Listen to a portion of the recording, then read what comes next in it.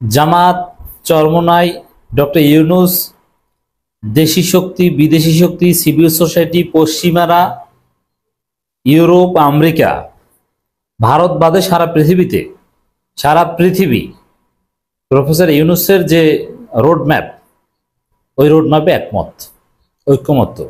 শুধু একদম একলা হচ্ছে বিএনপি। আর বিএনপির সাথে দুই একটা সিট পার্টি আছে যেগুলো উল্লেখযোগ্য নয়। দেখেন, একটা বিষয় মনে রাখতে হবে, যখন বলবেন যে বাংলাদেশের রাজনৈতিক দলগুলো কি চায়, এখন রাজনৈতিক দল তো আপনি 200 তালিকা করতে পারেন, কিন্তু সভাপতি আছে, সেক্রেটারি নাই, সেক্রেটারি আছে, সভাপতি নাই, স্বামী সভাপতি, স্ত্রী সেক্রেটারি, এগুলোকে তো আপনি আলাদা সমান স্ট্যাটাস দিতে পারেন না। কে কতটুকু জনগণের প্রতিনিধিত্ব করে এটা আপনাকে ডিফাইন করতে হবে। এই জায়গাটায় বাংলাদেশের সর্ববৃহৎ দল বিএনপি, যদি এখন সর্ববৃহৎ দল তারা আছে কিনা এটা সন্দেহ আছে, যাই হোক ধরে নিলাম বিএনপি, তারপরে জামাত ইসলামী, তারপরে চরমোনাই, এখন থার্ড হচ্ছে এনসিপি। এখন যে দলটা সেকেন্ড, যে দলটা থার্ড, যে দলটা ফোর্থ, তারা সবাই প্রফেসর ইউনূসের সাথে একমত। তাহলে রাজনৈতিক দলগুলো কার সাথে একমত? প্রফেসর ইউনূসের সাথে। আর বিএনপির সাথে গুরুত্বপূর্ণ উল্লেখ করার মতো কেউ নাই। যারা আছে, হ্যাঁ, আমরা অবশ্যই সবাইকে মোরাললেস রেসপেক্ট করি, কিন্তু আপনি বলতে পারেন না যে বিএনপির সাথে অনেকগুলো দল আছে, নেই।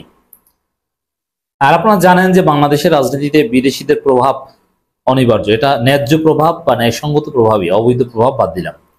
কারণ ডেভেলপমেন্ট পার্টনার হিসেবে এখন গ্লোবালাইজেশনের যুগ, সেক্ষেত্রে আপনি মেনে নিয়েছেন বিদেশিদের প্রভাব। যেমন আপনি যদি ওয়ার্ল্ড ব্যাংক থেকে, আইএমএফ থেকে ঋণ আনেন, ইউরোপীয় ইউনিয়নের কাছ থেকে বিভিন্ন সহযোগিতা আনেন, তাহলে কিছু টার্মস অ্যান্ড কন্ডিশনের ভিত্তিতে আপনার ডোমেস্টিক কিছু সংস্কারের প্রতিশ্রুতির ভিত্তিতে এগুলো আনতে হয়। এর মানে আপনি এটা মেনে নিয়েছেন যে তারা যেটা বলবে সেটা শুনবেন, তার বিনিময়ে আপনি কিছু পাবেন।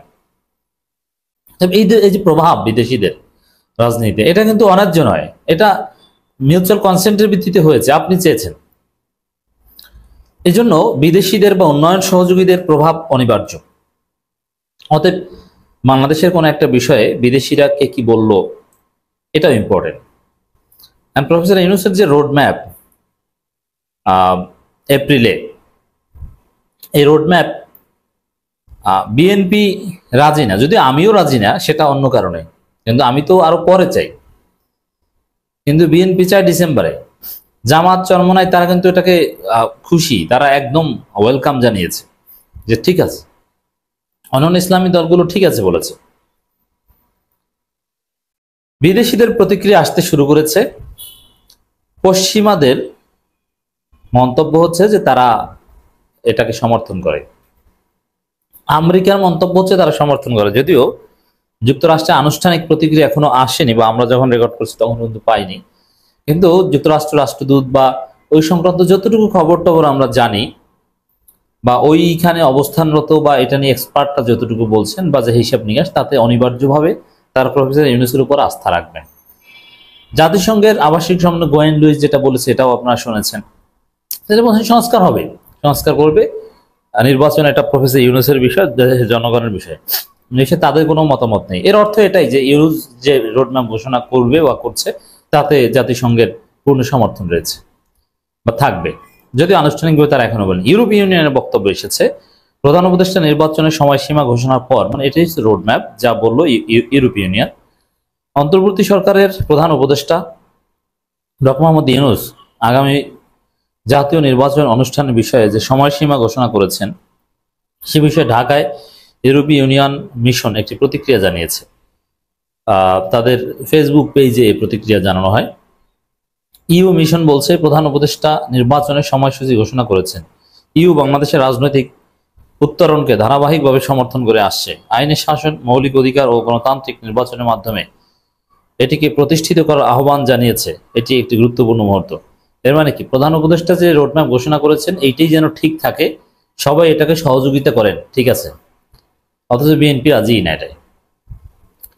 ইউরোপীয় ইউনিয়নের স্টেটমেন্ট, এর মানে 28টা দেশ ইউরোপীয় ইউনিয়নের তারা একমত প্রধান উপদেষ্টার সাথে যে না এটাই ঠিক আছে, সবাই যেন এটা মেনে নেয়, এই আহ্বানে কার্যত জানানো হয়েছে। দর্শক, এখন ফেসবুক পোস্ট দিয়ে বাংলাদেশের নির্বাচন কখন হবে কি হবে না এভাবে তারা জানাতে পারে কি? যে প্রথমে বললাম অবশ্যই জানাতে পারে। তারা ডেভেলপমেন্ট পার্টনার, তাদের ডিপ্লোম্যাটিক মিশন আছে, বাংলাদেশের স্থিতিশীলতা, বাংলাদেশের ভালো সাথে তাদের ভালো জড়িত। তাদের ভালোর জন্যই তারা বাংলাদেশের যে কোনো পরিবর্তন বা যে কোনো ভালো দিক খারাপ দিক নিয়ে কথা বলতে পারে। এটা আন্তর্জাতিক আইন সমর্থন করে, এটা আভ্যন্তরীণ বিষয়ে কথা বলা নয়। এটা সহজ যুক্তি মনে রাখবেন যে দ্বিপাক্ষিক সম্পর্কের ক্ষেত্রে বা কূটনৈতিক সম্পর্কের প্রধান অনুষঙ্গ হচ্ছে যে জাতীয় স্বার্থে কাজ করবে। মানে বাংলাদেশের যে মিশন বিদেশে, তারা বাংলাদেশের জাতীয় স্বার্থে কাজ করবে। বাংলাদেশের যেসব মিশন আছে বিদেশিদের, তারা তাদের দেশের জাতীয় স্বার্থে কাজ করবে। এটা হচ্ছে ডিপ্লোমেসির মৌলিক থিওরি বা বাইল্যাটারাল রিলেশনসের। সেক্ষেত্রে যেমন ইউরোপিয়ান ইউনিয়ন যদি বলে যে তাদের জাতীয় স্বার্থ হচ্ছে বাংলাদেশে এপ্রিলে নির্বাচন হওয়া, কারণ তারা ব্যবসা বাণিজ্য করে, অনেক হিসাব নিকাশ আছে, আর কারচুপি নির্বাচন হলে তাদের সমস্যা আছে, তাদের মূল্যবোধের সাথে এটা বিষয় আছে যে কারচুপি নির্বাচন তারা মানতে পারে না। বাংলাদেশে এই সংস্কারগুলো এটা হওয়া উচিত, এটা তাদের জাতীয় স্বার্থের সাথে জড়িত, কারণ তারা যে কারোর সাথে ব্যবসা বাণিজ্য করে না বা যে কোনো মূল্যবোধে বিশ্বাসীদের সাথে ইন্টারাকশন করে না। তো এই যুক্তিতে তারা বাংলাদেশের রাজনীতি নিয়ে কথা বলতে পারে। কিন্তু ভারত বলতে পারে কিনা? না, ভারত বলতে পারে না। কেন বলতে পারে না? ভারত আমাদের ওইভাবে উন্নয়ন সহযোগী নয়। আর ভারতের ভাষা, সিস্টেম, তাদের তৎপরতা, আর আপনি আপনার জাতীয় স্বার্থে আপনি কথা বলবেন, কিন্তু কথাটা ন্যায্য হতে হবে। অন্যায্য হলে সেটাকে আমরা তো বিরোধিতা করবোই। ইউরোপিয়ান ইউনিয়ন, যুক্তরাষ্ট্র এরা যা বলে এটা ন্যায্য, অতএব এদের স্বার্থ আমাদের স্বার্থ মিললে আমরা অ্যাকসেপ্ট করব। আর ভারত যেটা বলে সেটা তো অন্যায্য, অতএব সেটা চলতে পারে না। ফেসবুক পোস্টে আরো বলা হয়, স্থিতিশীল, আরো সমৃদ্ধ এবং গণতান্ত্রিক বাংলাদেশ গঠনের স্বার্থে এই প্রক্রিয়ায় গঠনমূলকভাবে জড়িত হতে এবং উচ্চাভিলাষী সংস্কার এজেন্ডা নির্ধারণ কাজ এগিয়ে নিতে সকল অংশীদারদের প্রতি ইইউ প্রতিনিধি দল আহ্বান জানায়। এখানে সকল অংশীজন বলতে বেসিক্যালি পলিটিক্যাল পার্টিকে মিন করা হয়েছে। এর মানে সব রাজনৈতিক দলগুলো যেন ডক্টর ইউনূসের সংস্কারকে সমর্থন করে, তারপরে সংস্কার শেষে যেন এপ্রিল নির্বাচনে অংশগ্রহণ করে। এটা হচ্ছে তাদের এই আহ্বানের তাৎপর্য, তারা সে আহ্বান জানিয়েছে। তাহলে সারা পৃথিবী ইউনূসের পক্ষে। আর ভারত, আমরা দোয়া করি ভারত যেন ইউনূসের পক্ষে না আসে, কারণ ভারত যেদিন ইউনূসের পক্ষে আসবে সেদিন থেকে ইউনূসকে আমরা সন্দেহ করব। ভারত হচ্ছে বিএনপির পক্ষে। এর আগে প্রধান উপদেষ্টা জাতির উদ্দেশ্যে দেওয়া ভাষণে আগামী জাতীয় নির্বাচন 2026 সাল এপ্রিলের প্রথমার্ধে যে কোনো একটি দিনে অনুষ্ঠিত হবে। তিনি বলেন, এই ঘোষণার ভিত্তিতে নির্বাচন কমিশন উপযুক্ত সময় বিস্তারিত রোডম্যাপ দেবে। নির্বাচন কমিশনও তো কত চালাকি একসময় করেছিল, ডিসেম্বর নির্বাচনের জন্য প্রস্তুত, অমুক তমুক। যাই হোক, দর্শক, একদিকে বাংলাদেশে উল্লেখ করার মতো সব দল একমত, আর একদিকে বিদেশিরাও একমত প্রফেসর ইউনূসের সাথে, আর বিএনপি একলা।